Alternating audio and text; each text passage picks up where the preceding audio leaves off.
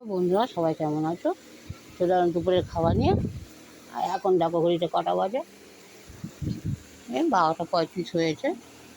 দাদাভাই কিছু দেবো। আর আজকে দেখো কী রান্না করি, যদিও আজকে রান্নাটা আমার ঠিক হয়নি। এই দেখো খিচুড়ি। আজকে একটু গরমও আছে, বাইরে রোদ।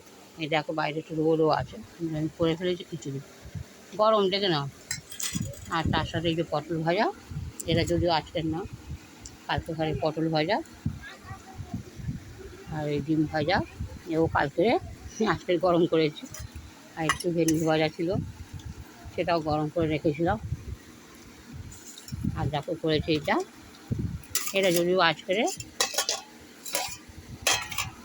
আলুর দম, শুকনো করে আলুর দম করেছি। যেহেতু খিচুড়ি খাবো, খিচুড়ির সাথে আলুর দমটা একটু শুকনোটাই ভালো লাগে।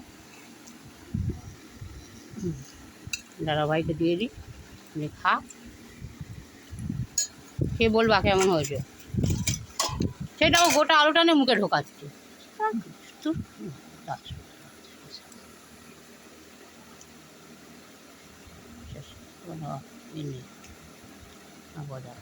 খিচুড়িটা খাও না,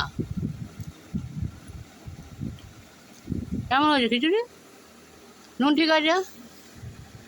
যাক, দুপুরবেলা আজকে এই আমাদের সেই রকম গোটা গোটা আলুটা খাটা যায় না, আলুটা চামচে ভাঙতে হয়। আসলে ওনারও বললাম, ওনার পুরো মাথা তো কাটা না, ওনার সেন্সটা খুবই কম সেন্স। দেখো না, ওইগুলো খাচ্ছে, খেয়ে নিয়ে আর ভাতটা খাবে না। ওর প্রতিদিনের নাটক, ওইগুলো তোমার সবাই দেখছো, প্রতিদিন এরকম নাটক করে। ওইগুলো খেয়ে নেবো, খেয়ে নিয়ে ওকে ওই জন্য শুধু ভাত দেওয়া দরকার, যেহেতু ভাতটা খায়। ওইগুলো খেয়ে নেবো, খেয়ে নিয়ে আর খিচুড়িটা খাবো না। একটু ঘাঁটো না, এরকম করে ঘাঁটো, তবে ঠান্ডা হবে। ওই যা ওই যা ওই যা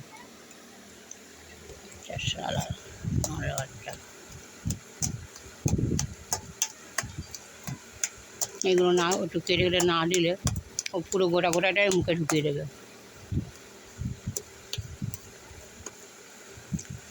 এটা গরম গরম বন্ধুরা খিচুড়িটা, একটু না এরকম না ঘেঁটে দিলেও ঠান্ডা হবে না। আর খিচুড়িটা দেখবে অনেক সময় গরমটা ঠান্ডা হতে চায় না। এমন খিচুড়িটা খুব বাড়ির, যদিও খিচুড়িটা করে একটু আমি দমে রেখেছিলাম, তাটা আরও গরম হয়ে গিয়েছে। তো খেতে একটু অসুবিধা হচ্ছে হয়তো, ওই দেখছো না হয়তো নিতে চাইছে না, তার মানে নিশ্চয়ই একটু গরম তো আছে নিশ্চয়ই। আর সে সেন্স মাথায় নেই যে ও একটু খেলাবে, যেটা আমি খেলিয়ে দিলাম। একটু টানিয়ে না দিলে একটু ঠান্ডা হবে না, ওইটাকে তো খেতে চাইছে না, মানে গরম। একটু খেলাও না, এরকম করে টানাও, হ্যাঁ টানাও। ওই দেখো টানাতে বলছি, ও বোঝেও না। কারণ বুঝতে পারছো তোমাদের দাদাভাইয়ের মাথা কতটা হয়ে গেছে। আর স্বাভাবিক আমরা রাগ করি ঠিকই কথা ওনার ওপরে, কিন্তু কারোর মাথা যদি একটু কেটে যায়, একটু যদি অপারেশন হয়, তাদের মাথা কী অবস্থা হয়। আর তো পুরো মাথাটাই কাটা, যে জন্যে ওনার সেন্সও কম, বোঝে কম, একদমই কোনো কিছুই বোঝে না। ওকে চেল্লামিল্লি করতে হয়, বোঝাতে হয়, যেটা ও একদম মানে মানে নিতেই চায় না মাথায়, যে কোনটা ভালো মন্দ ক্ষমতা ওর মধ্যে নেই। আর যাই হোক, একটা সময় তোমাদের দাদাভাই কিন্তু এরকম ছিল না। জানি না আমাদের কী কর্মদোষ বা যাই বলো, দোষে আমাদের এই পরিস্থিতি আজকে আমাদের দুজনের। আজকে ওর সাথে আমারও ভাগ্যটা খারাপ। বিয়ের 8 বছরের মধ্যেই আমার স্বামী এরকম হঠাৎ একটা, মানে উনি তো বাইরে গিয়েছিল চেন্নাইতে, একটা কোম্পানি থেকে ওনাকে নিয়ে যাওয়া হয়েছে। সেখানে গিয়ে হঠাৎ ওনার ব্রেন স্ট্রোক হয়ে ওখানেই অপারেশন হয়েছে। তখনই ওনার হাত পা দুটোই পড়ে যায়, আর মুখের কথাও তখনই চলে গিয়েছিল ওনার। তারপরে অপারেশন, ডাক্তারবাবু তো আমাকে তারপর যেহেতু আমাদের খবর দেওয়া হলো, ওখান থেকে ফোন আসে। আমরা সেই রাত 12টার সময় এখান থেকে, আমাদের প্লেন ছিল 12টা, আমরা ওখানে পৌঁছাতে 3টে বেজে গেছিলো। ট্রেন ওখানে 3টের সময় গিয়ে পৌঁছাই। ওর দাদাভাইটাকে চোখে লুকিয়ে আমাকে দেখে পুরো পটলটা মুখে ঢুকিয়ে দেয়, যে কেটে কেটে কেটে খাবে, সে সেন্স ওনার মধ্যে নেই। যা হোক, আমরা যখন হসপিটালে ঢুকছি সকাল 11টা, এত দূরে সীমাপুরি, ওনার অপারেশন হচ্ছে সীমাপুরিতে হসপিটালে, মানে নার্সিংহোম ওটা। তা ডাক্তারবাবু আমার সাথে ডাক্তারের সাথে কথা যখন বললাম, ডাক্তারবাবু আমাকে বললো যে আমি যখন কালকে ওনাকে আইসিইউর মধ্যে রেখে গেছিলাম, আমি তো ভেবেছিলাম যে উনি মারা যাবে, বাঁচবে না।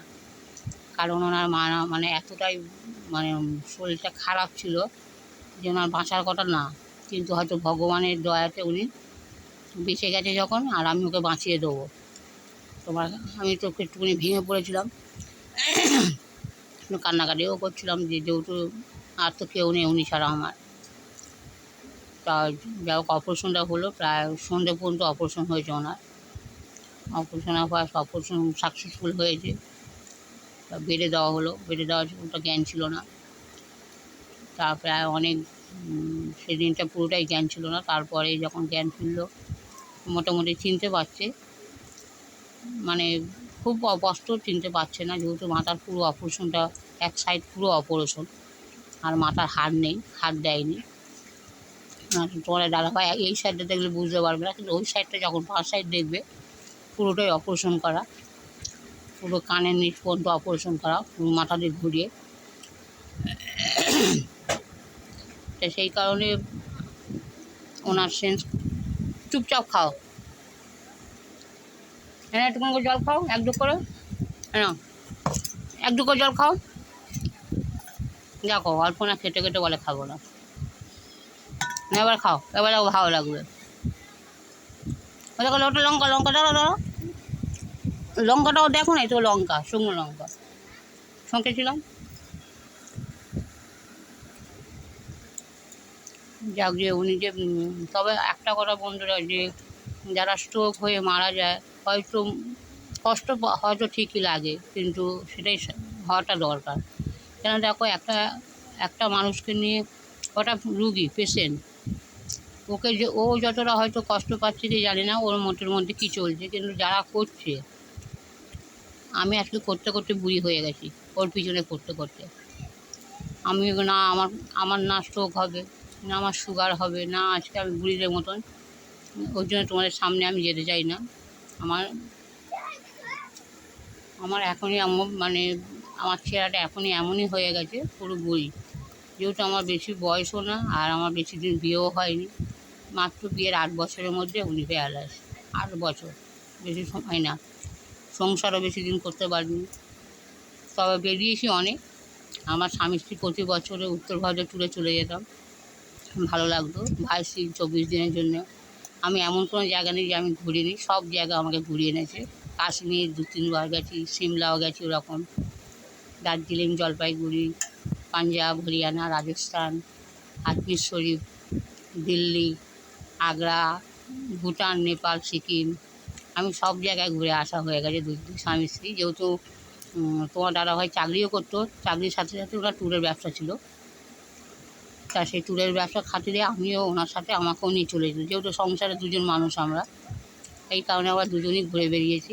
তবে আনন্দ করেছি, তবে খুব অল্প সময়ের জন্যে। যাকে তোমার দাদাভাই বকাবকি দিতে দেখো খাচ্ছে, জলটা খাওয়ার পর আর চুপচাপ, আর বলে না যে খাবো না, যাকে খেয়ে নিই। দুপুরবেলাটা বন্ধুরা খাওয়ার খিদে জিনিসটা। আর বন্ধুরা, তোমাদের খুব শীঘ্রই একটা জিনিস দেখাবো আমি, যেটা আমার নিজের হাতে তৈরি করা। খুব শীঘ্রই এটা আমি দেখাবো, তৈরি করা আছে, আমি দেখাবো। আর একটা জিনিস আমি তৈরি করার চেষ্টা করছি, যেটা এখন আমার চোখের অপারেশন, ওই কারণে তোমাদেরকে আমি তৈরি করব, আর একটা জিনিস তৈরি করব। আর একটা জিনিস অলরেডি আমার করা আছে, প্লাস একটা আলমারিতেও আছে, সেগুলো আমি বের করে তোমাদের, যেহেতু তোমাদের তো সামনে পাবো না, হয়তো কতদিন যে দেখে আমার ভিডিও জানি না, তবে খুব ইচ্ছা এটা আমার মানে আমাকে, এটা হয়তো আমি দেখাতাম না, যেটা আমার একটা বন্ধু, আমার দিদির মেয়ে, সেই আমাকে সাজেশন দিল যে মাসিমণি তুমি এটা ভিডিওটা দেখাও, তবে ভালো হবে। বা আমাকে একটা কাজেরও প্রস্তাব দিয়েছে, যদিও আমার যখন চোখটা ভালো হবে ও আমাকে করে দেবে। আর তোমাদের কাছেও রিকোয়েস্ট, বা তোমাদের যদি ভালো লেগে থাকে জিনিসটা, আমাকে অর্ডার করতে পারলে আমি তোমাদের নিশ্চয়ই তৈরি করে দেবো। আর একটু জল খাও, একটু জল খাও, আর একটু জল খাও, জল খাও, সেইটা পরিষ্কার করে খেয়ে নাও। একদম অল্প করে দিয়েছি বন্ধুরা, গরম বলে চারদিকে একটু খেলিয়ে দিয়েছিলাম যাতে একটু ঠান্ডাটা তাড়াতাড়ি হয়ে যায়, সেই জন্য ওকে একটু খেলিয়ে দেওয়া। না একটুখানি খেয়ে নাও, ওইটুখানি খেলে পেটে থাকবে, পিঠেবেলা খিদে পাবে না। নাহলে বন্ধুরা এই যে প্রতিদিন হয়তো আমি ভিডিও করি না ঠিকই, দেখো না তোমাদেরকে সবটাই তো আমি তুলে ধরতে পারি না। ও বিকেলবেলা মোটামুটি 3-4টে যদি পরোটা দিয়ে দাও, রুটি দিয়ে দাও, চায়ের সাথেও খেয়ে নেবে, কারণ এই দুপুরবেলাটাও খায় না। দুপুরবেলা যদি না পেট ভরে খায়, অলরেডি সবারই, আমাদের ভালো মানুষেরই খিদে পায় দুপুরবেলা আর বিকেলবেলা, তা উনিও তো তাই। সেই জায়গায় বন্ধু সবাই ভালো থেকো, আর ভিডিওটা বড় করবো না। আর প্লিজ যদি তোমাদের ভালো লেগে থাকে দাদাভাইকে, তাহলে একটু লাইক কমেন্ট আর শেয়ার করে দিও, সবার কাছে অনুরোধ রইল। সবাই ভালো থেকো।